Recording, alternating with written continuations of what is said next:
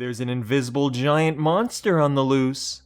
It's barreling through intergalactic space, fast enough to travel from Earth to the Moon in 14 minutes. But don't worry, luckily this beast is very, very far away.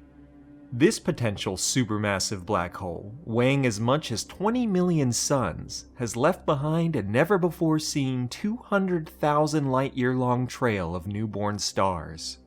The streamer is twice the diameter of our Milky Way galaxy. It's likely the result of a rare, bizarre game of galactic billiards among three massive black holes. Astronomers suspect that first two galaxies merged perhaps 50 million years ago. That brought together two supermassive black holes at their centers. They whirled around each other until another galaxy came along with its own supermassive black hole. The three of them chaotically orbited around each other. This unstable configuration couldn't last, and eventually one of them was violently flung out of the host galaxy.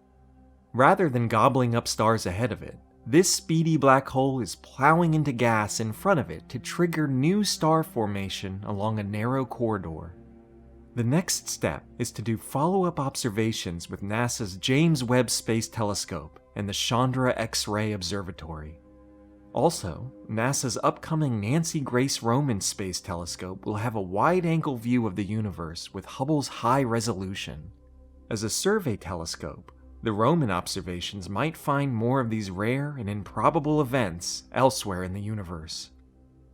Hubble, once again showing us that the universe is full of fascinating phenomena.